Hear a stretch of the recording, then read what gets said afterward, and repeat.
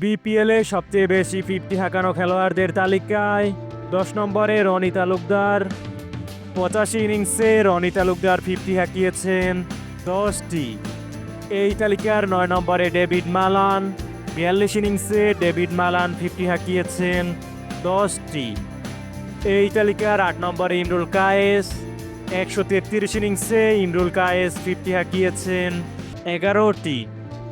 এই তালিকার 7 নম্বরে মোহাম্মদ মিঠুন।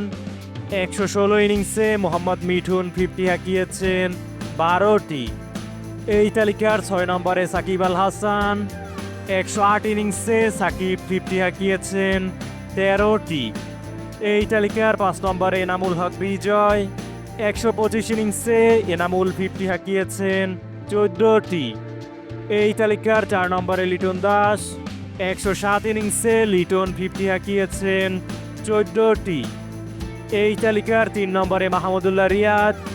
124 ইনিংসে মাহমুদুল্লাহ 50 হাঁকিয়েছেন 15টি। এই তালিকার 2 নম্বরে মুশফিকুর রহিম।